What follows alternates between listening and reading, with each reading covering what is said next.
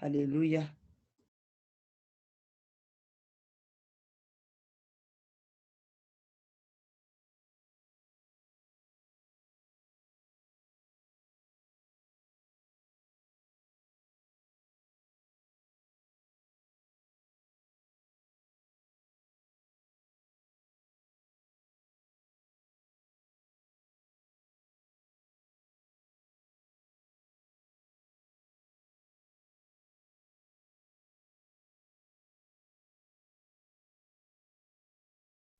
Oh, excusez-moi. Est-ce que vous m'entendez maintenant? Oui. Ah, ok. Gloire à Jésus. All right, merci. Donc, que le Seigneur nous bénisse. Le Seigneur m'a mis aujourd'hui un esprit de nous parler des rêves. Vous savez que nous sommes un ministère, dans notre ministère, on prie beaucoup pour les gens et on rencontre beaucoup de cas de délivrance où on fait des prières de délivrance. Et vous voyez comment chaque fois, nous demandons les rêves. Est-ce que vous avez eu des rêves? Est-ce que vous n'avez pas eu des rêves? Parce qu'après la première séance de délivrance, on demande que vous nous parlez de vos rêves. Parce qu'à partir de vos rêves, nous avons compris que le Seigneur vous parle de certaines choses par rapport auxquelles nous devons pouvoir prier afin de pouvoir mener la délivrance à bon port. Amen. Donc, aujourd'hui, j'ai voulu qu'on parle un peu, pas de la délivrance, mais surtout de l'importance des rêves. Pourquoi on ne doit pas négliger nos rêves? Parce que beaucoup de personnes ont des rêves, ils se disent, oh, ça c'est de n'importe quoi, ce n'est rien, je ne m'occupe pas de cela. Amen. Donc, aujourd'hui, je voulais vous parler d'abord de songes et des rêves, n'est-ce pas?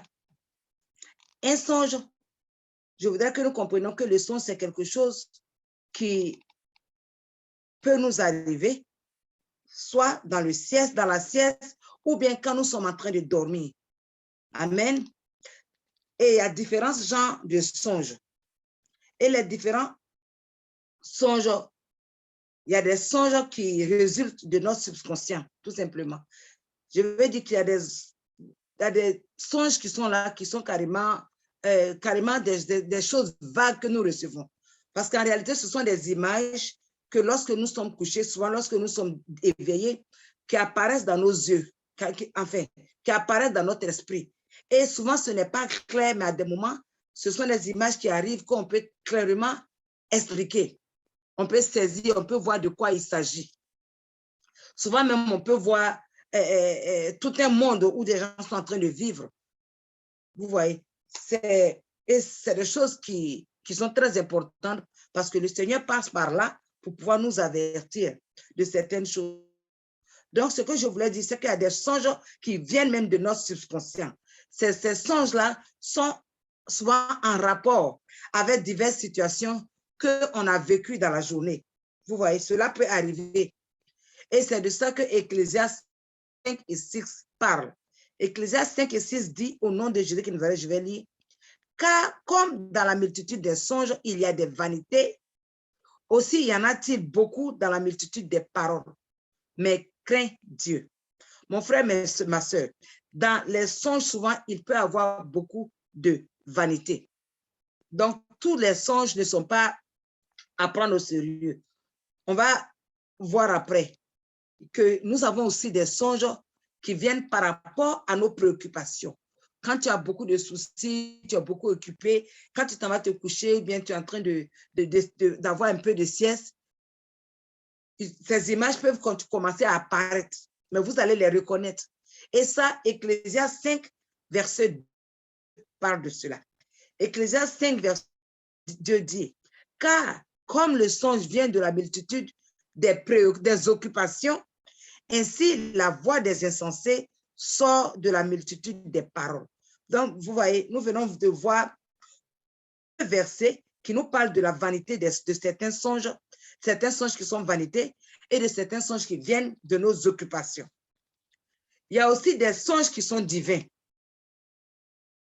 Et ces songes divins-là, ce sont souvent des révélations sur une situation quelconque qui est en rapport avec notre vie. Ou bien ça peut avoir un rapport avec la vie des personnes même que nous connaissons. Souvent, ça peut être des gens que nous ne connaissons pas, bon, mais on peut voir des choses sur leur vie. Et ces révélations qu'on reçoit souvent dans ces songes-là, dans ces songes divins, ça peut concerner le présent tout comme ça peut concerner le futur. C'est pour cela, je ne sais pas si vous vous rappelez l'histoire de Matthieu 1, verset 20 à 24. Matthieu 1, verset 20 à 24, lorsque Dieu est venu à Joseph, au moment où Joseph se préparait à laisser Marie, quand il a vu qu'elle était enceinte, l'ange du Seigneur est venu pour lui parler, pour lui dire de ne pas l'abandonner parce que ça vient, et sa grossesse là vient de Dieu. J'espère que vous vous rappelez cela. À cause du temps, je voudrais que vous lisiez ça après. On peut voir ça dans Matthieu 1, verset 20 à 24. Ça fait partie du genre de songe révélatoire.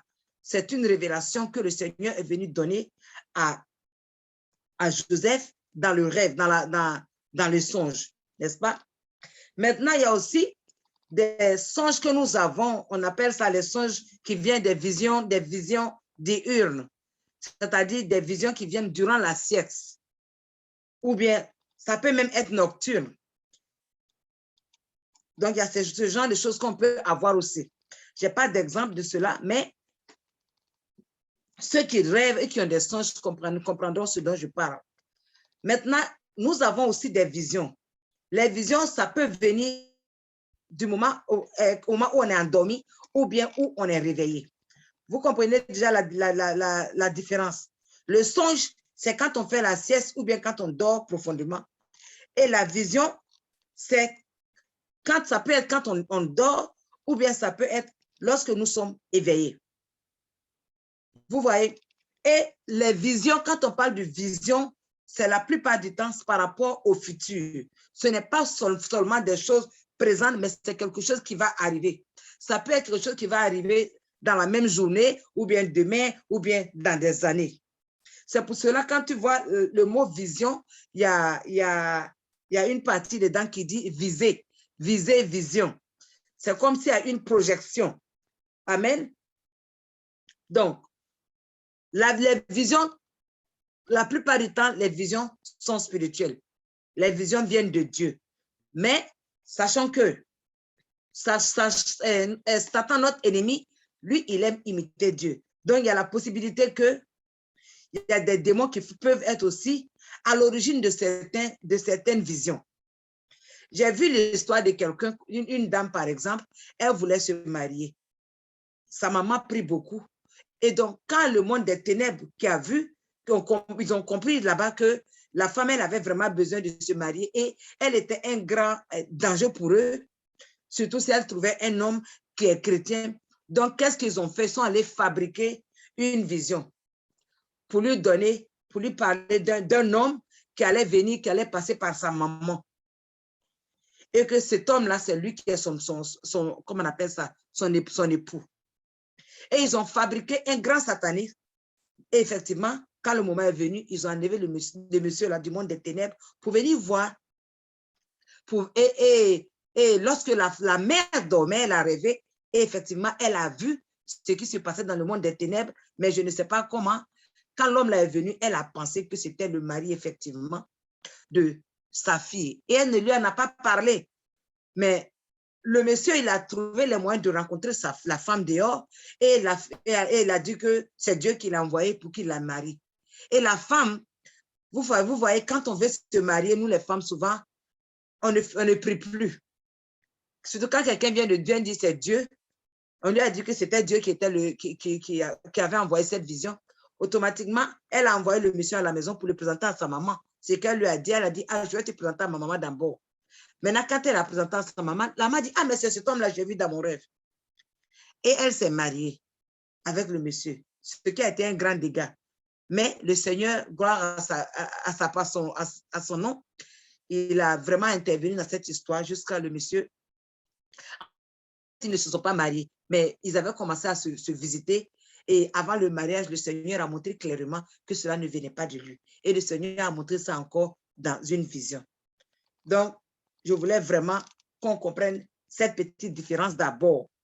Et puis, je voudrais que Dieu se présente à nous aussi dans des visions.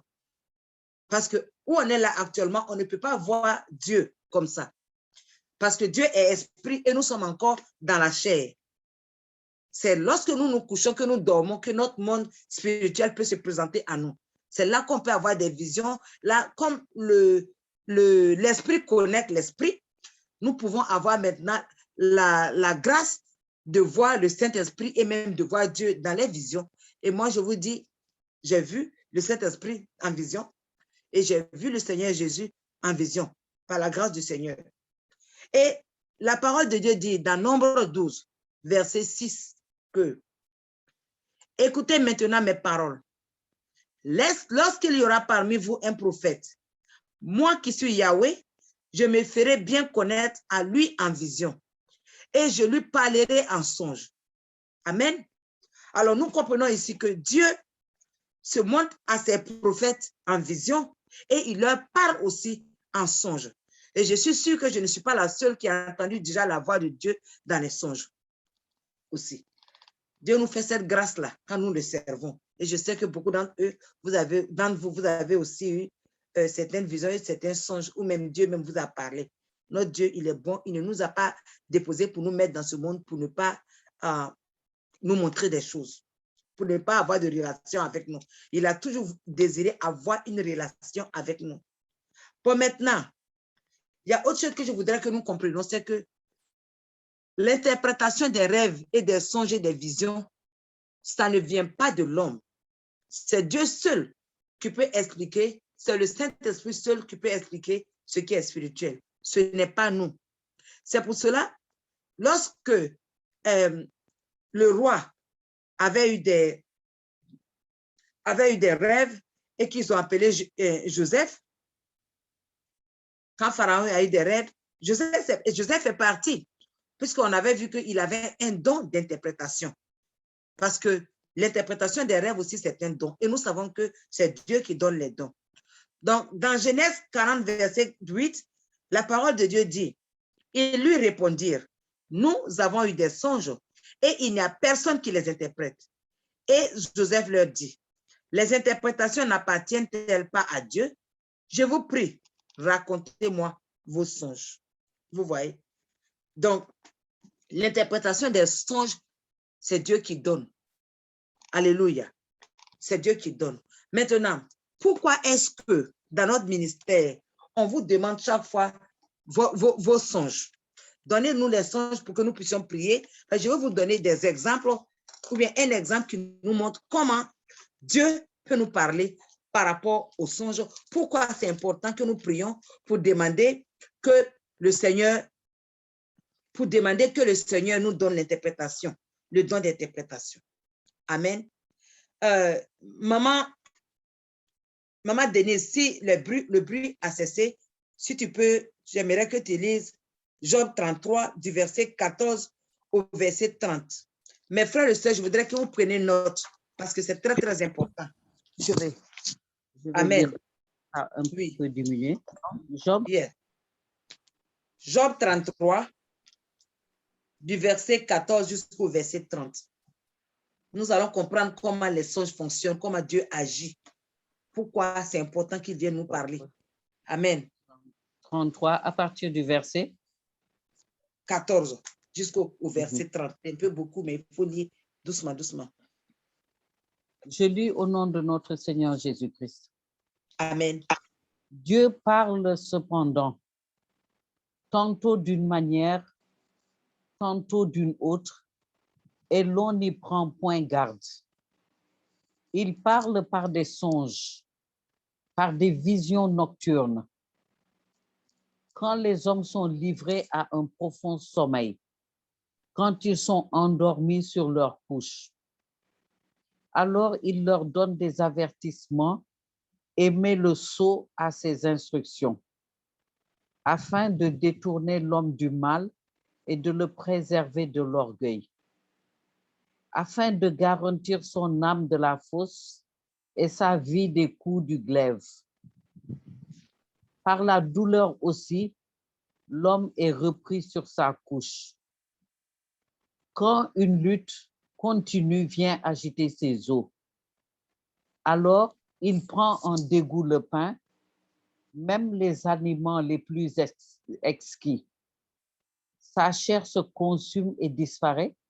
Ses os qu'on ne voyait pas sont mis à nu. Son âme s'approche de la fosse et sa vie des messagers de la mort. Mais s'il se trouve pour lui un ange intercesseur, un d'entre les 1000 qui annonce à l'homme la voie qu'il doit suivre, Dieu a compassion de lui et dit à l'ange, délivre-le afin qu'il ne descende pas dans la fosse. J'ai trouvé une rançon. Et sa chair a plus de fraîcheur qu'au premier âge. Il revient au jour de sa jeunesse. Il adresse à Dieu sa prière et Dieu lui est propice. Lui laisse voir sa face avec joie et lui rend son innocence.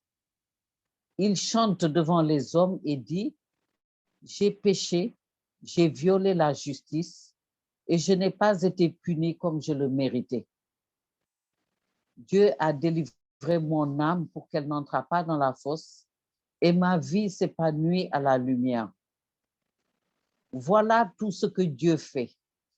2 fois, 3 fois avec l'homme pour ramener son âme de la fosse, pour l'éclairer de la lumière des vivants. Amen. Sois attentif. Non, Amen. Amen. Amen. Amen. Amen. Amen. Gloire à Jésus. Amen. Amen. Alléluia. Seigneur, Amen. bénis la lecture de ta parole et que cette parole-là nous transforme au nom de Jésus de Nazareth. Amen. Amen. Maintenant, nous allons essayer d'expliquer. Vous avez vu le verset 14 nous dit que Dieu parle tantôt d'une manière, tantôt d'une autre. Et l'on n'y prend point garde. Cela signifie que Dieu n'a pas une seule façon de nous parler. Il a plusieurs façons de nous parler. Vous voyez, ce n'est pas seulement dans les songes et dans les rêves, n'est-ce pas? Parce que Dieu peut nous parler à travers quelqu'un qui vient nous dire quelque chose. Dieu peut nous parler à travers des événements dans nos vies. Dieu peut nous parler même par rapport à travers certains problèmes. Mais ici, on va parler surtout des songes et des rêves. Mais on dit que Dieu, nous ne prenons pas garde. Souvent, nous ne faisons pas attention à la voix de Dieu à travers soit les songes ou à travers les événements de nos vies. Nous négligeons certaines choses. C'est pour cela qu'il y a une partie de la Bible qui dit, je ne me rappelle plus, que les enfants de Dieu n'observent pas, que sinon l'histoire se répète. Ce sont les mêmes choses qui se passent chaque fois. Si tu veux éviter certaines erreurs, tu peux aller dans tes ancêtres jusqu'à 4 générations. Tu vas voir que les mêmes problèmes se sont passés quand il y a certains mêmes comportements. Et par rapport à cela, tu peux déjà éviter ces choses-là parce que la conséquence de cela, le Seigneur a déjà montré ça dans des choses passées, dans la vie d'autres personnes ou même dans toi-même ta vie, dans toi-même ton passé. Mais l'être humain ne prend pas garde. On ne prend pas garde de Dieu lorsqu'il nous parle. Maintenant, le verset 15 dit, il parle par des songes, par des visions nocturnes. Ça, c'est déjà clair, on va plus insister sur ça. Quand les hommes sont livrés à un profond sommeil et quand ils sont endormis sur leur couche. Donc, vous voyez, les songes et les visions, ça vient quand on est dans un profond sommeil ou même quand on est simplement endormi aussi. Vous voyez, quand on est endormi ou bien quand on est dans un profond sommeil, souvent même ça arrive au moment où tu commences à t'endormir. Il y a des moments aussi, moi, il m'arrive en tout cas souvent, je ne suis même pas encore couché et je commence à voir des choses, des images. Donc, le Seigneur dit que pendant ces moments-là, qu'est-ce qu'il est en train de faire? Le verset 16 dit, il leur donne des avertissements. Donc, ça veut dire que Dieu est en train d'avertir. Pourquoi est-ce qu'on avertit?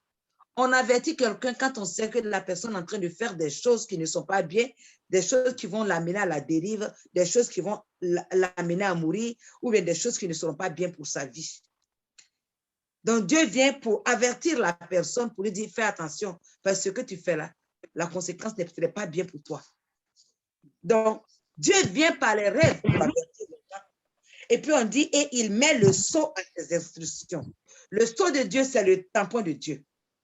Ça veut dire que quand Dieu a mis le tampon, ça veut dire que c'est garanti que ce que tu es en train de faire là, ce n'est pas bon et que la conséquence, ce sera mauvais pour toi. Donc Dieu est venu, il a mis son tampon dessus et il est venu te dire, hey, arrête ce que tu es en train de faire.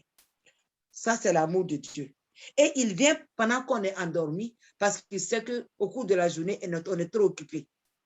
On ne va pas faire attention. Donc, au moment où notre corps est couché et qu'on est en train de reposer et que notre esprit domine, en ce moment-là, notre Dieu, dans sa grâce, il apparaît pour nous parler, pour nous avertir. Et maintenant, quand il a fini de nous avertir, là, quand on dit maintenant, il met encore le sceau, ça signifie aussi que après nous avoir averti, ça veut dire que Dieu nous a garanti que l'avertissement est déjà donné. Donc, nous, maintenant, on doit tout faire pour comprendre ce que le Seigneur veut nous dire et marcher selon la volonté de Dieu. Arrêter ce que nous faisons qui n'est pas de Dieu. Alléluia. Le verset 17 continue. Afin de détourner l'homme du mal et de le préserver de l'orgueil. Alléluia. Que Maman Denise ferme son micro, s'il vous plaît. Donc, c'est afin de préserver l'homme de l'orgueil. Nous savons que l'orgueil, c'est le péché que Dieu ne supporte pas du tout, dans le sens que ça a été le premier péché, raison pour laquelle Dieu a jeté Satan, n'est-ce pas?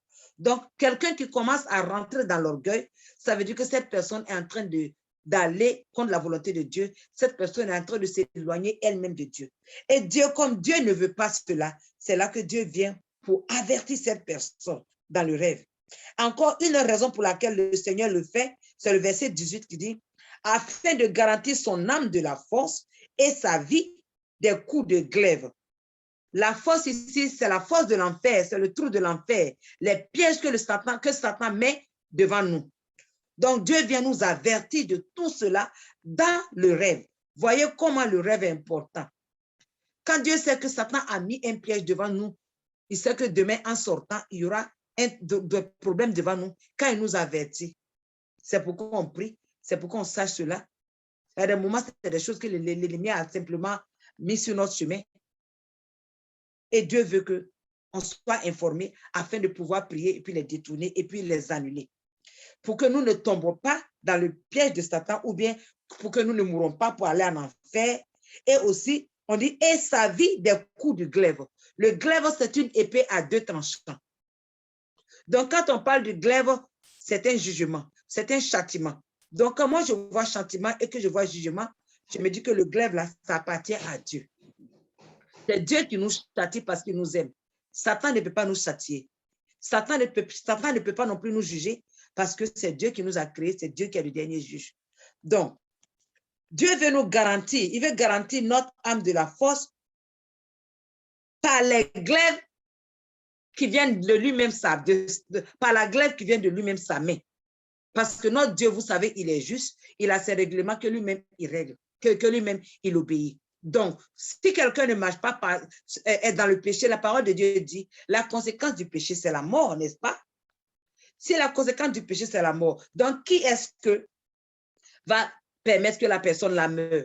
C'est Dieu qui permet tout, n'est-ce pas? Donc, le Seigneur peut agir, il peut utiliser son glaive, ou bien il peut permettre à l'ennemi de venir nous tuer. Je vais vous expliquer cela. Le verset 19 dit, alléluia, le verset 19 dit, par la douleur aussi, l'homme est repris sur sa couche. Quand une lutte continue, vient agiter ses os. Mes frères et sœurs, la lutte dans la nuit, dans les cauchemars, quand on est attaqué, il y a des gens qui font des luttes toute la nuit. Les démons viennent les attaquer. Il y a des gens aussi, il y a un esprit qui vient se mettre sur eux pour les empêcher de respirer, pour les empêcher de bouger. Et ils le sentent physiquement. Ces gens tremblent dans la nuit. Et le Seigneur est en train de nous dire qu'il part de la douleur, l'homme aussi est repris sur sa couche. Ça veut dire que si on est repris, ça veut dire que Dieu est en train de nous reprendre, il est en train de nous corriger. Dieu est en train de nous châtier aussi pour nous mettre sur le droit chemin, comme maman Denise vient de l'écrire. Donc tout cela, ça n'étonne pas Dieu. Comprenons cela. Ça ne le surprend pas. Amen. Mais tout ce que Dieu fait ici, il fait, pourquoi est-ce qu'il ne permet pas que ça nous tue quand nous sommes ses enfants? C'est pour que ça nous fasse réfléchir, qu'on sache qu'il y a quelque chose qui ne va pas dans nos vies. Si on a attaqué, si l'ennemi nous a attaqué, c'est parce qu'il y a une porte qui est ouverte dans nos vies. Donc Dieu, dans sa grâce, notre Dieu, il nous aime tellement, il vient, il permet même à l'ennemi de nous attaquer aussi. Qui sait? Il peut même envoyer son ange pour le faire. Pourquoi pas? Dieu peut envoyer son ange pour punir les enfants de Dieu aussi. Regardons, on dit quand une lutte continue, vient agiter ses eaux. Maintenant, quand ces eaux sont arrivées agitées, qu'est-ce qui se passe?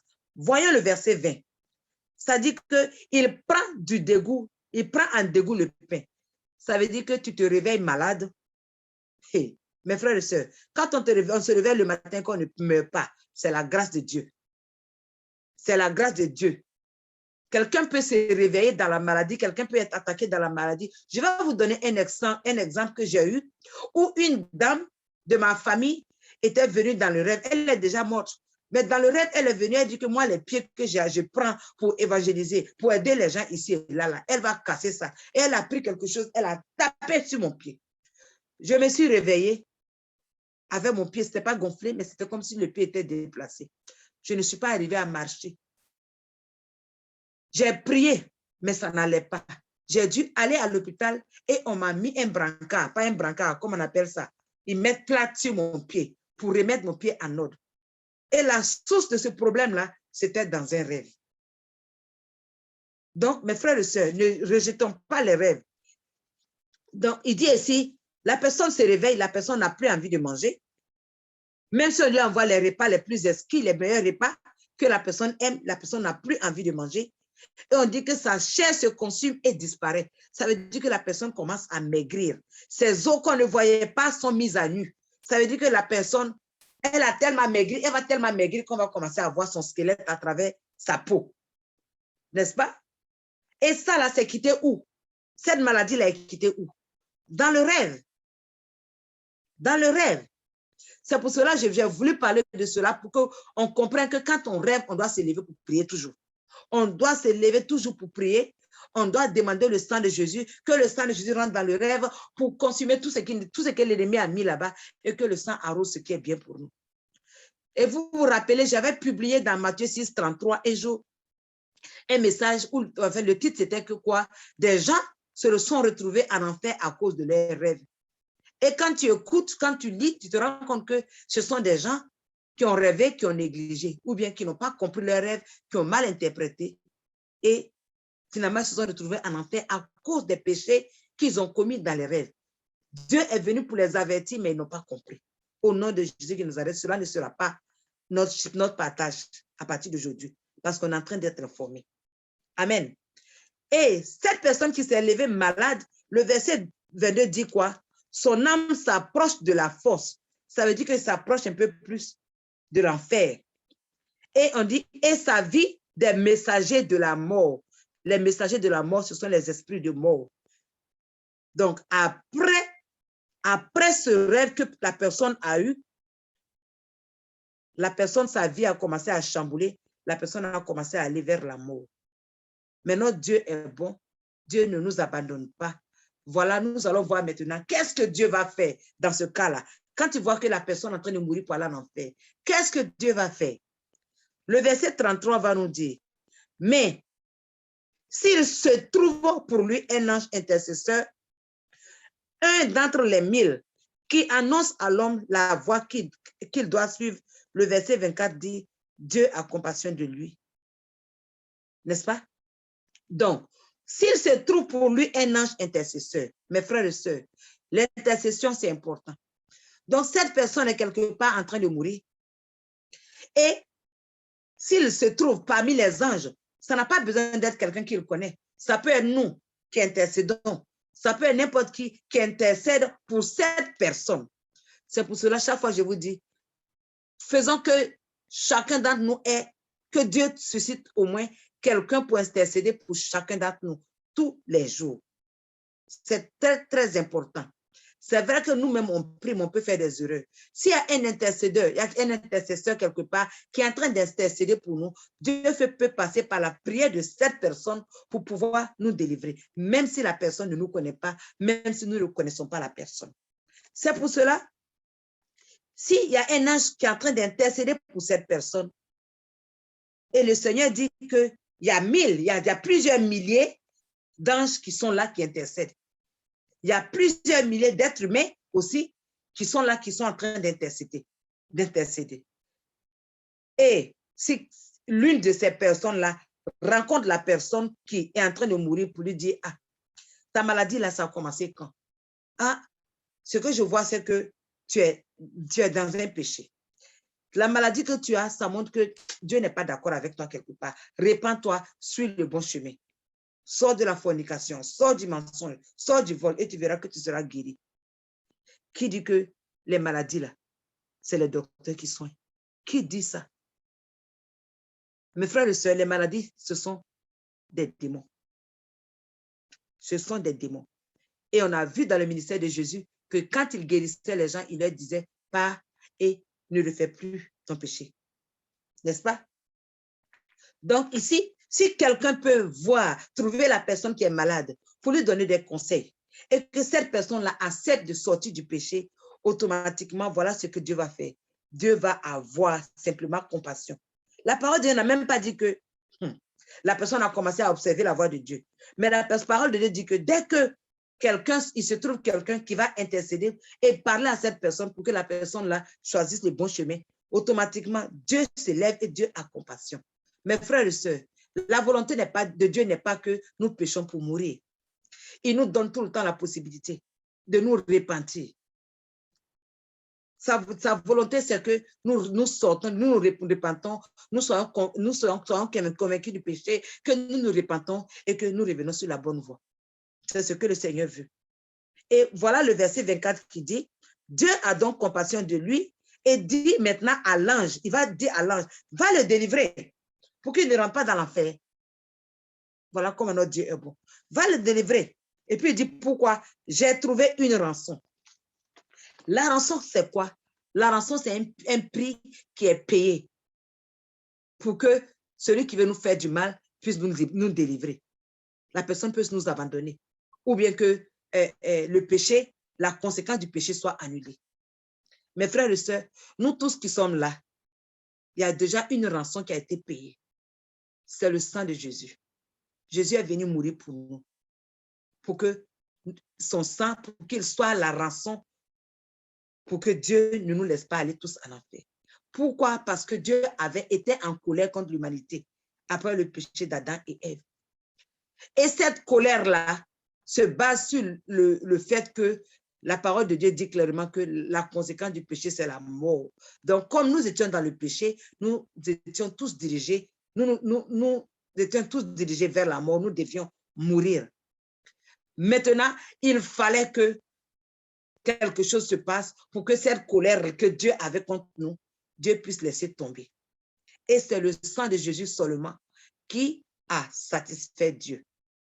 C'est pour cela que le Seigneur va dire à la personne qui a accepté de demander pardon et d'accepter aussi Jésus.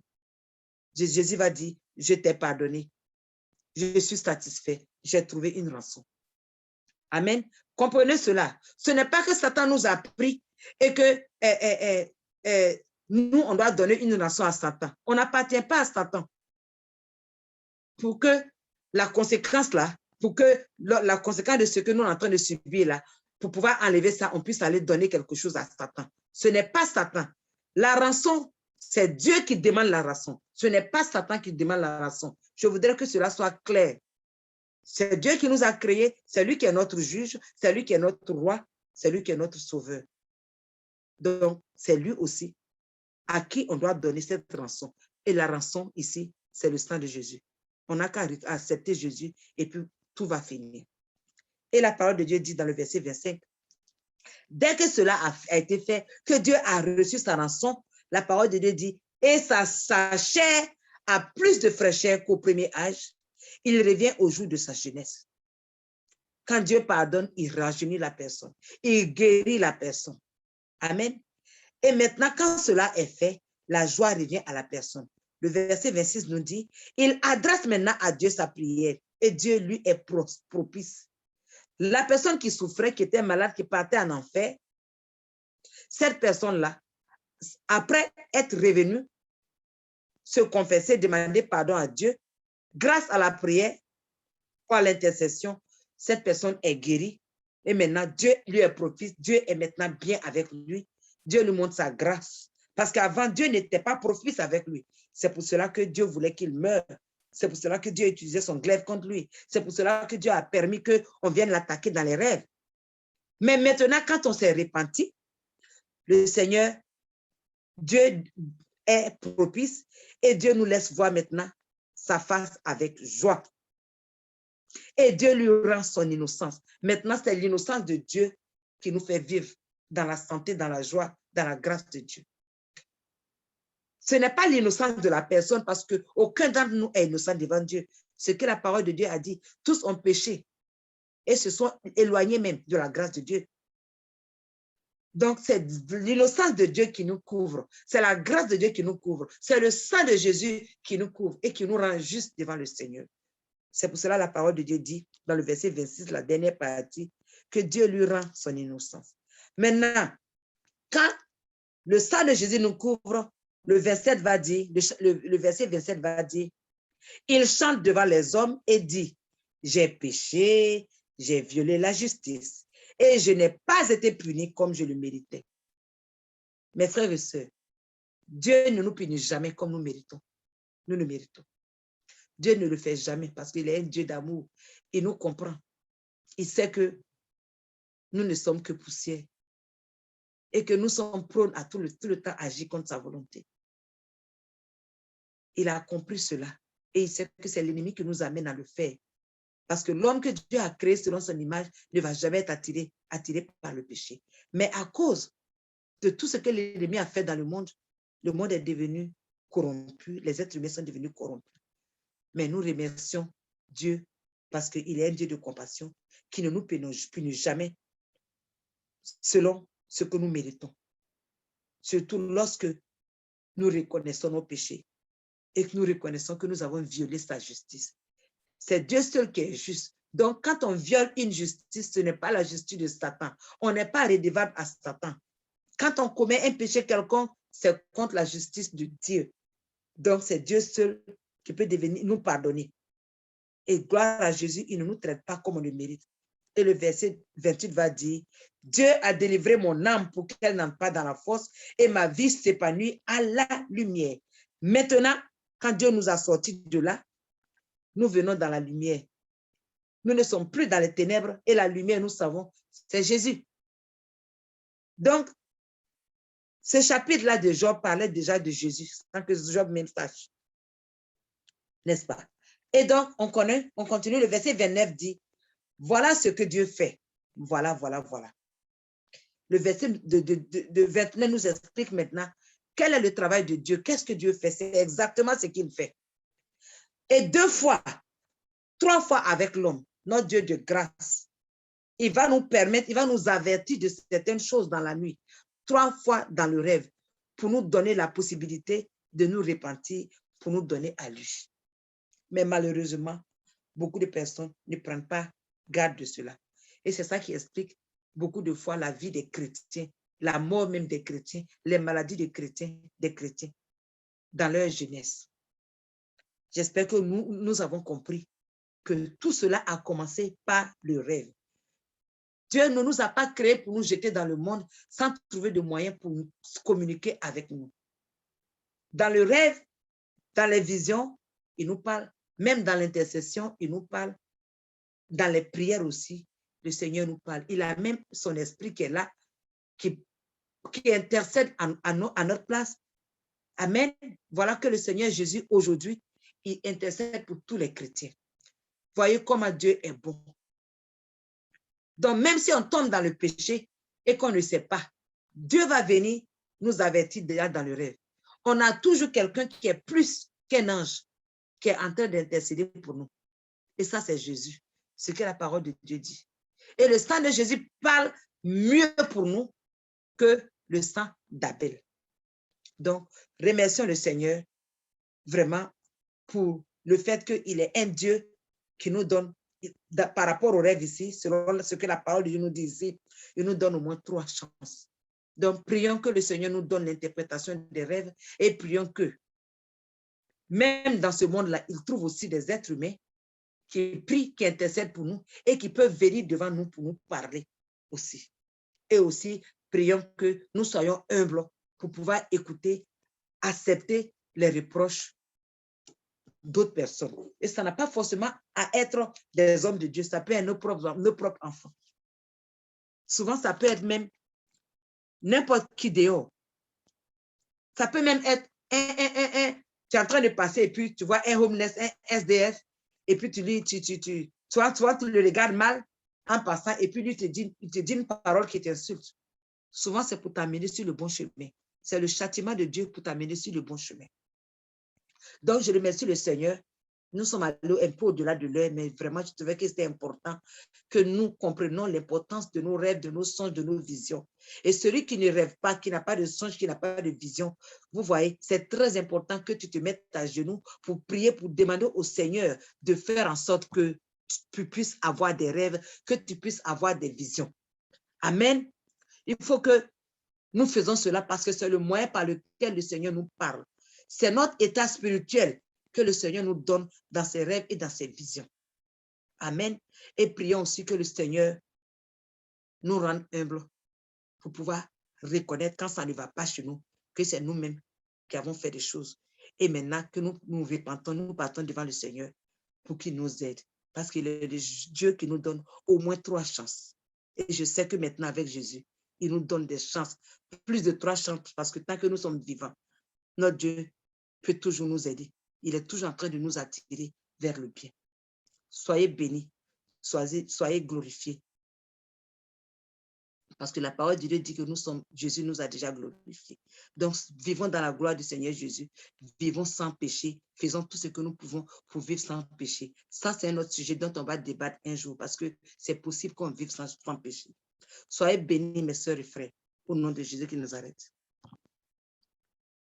Amen.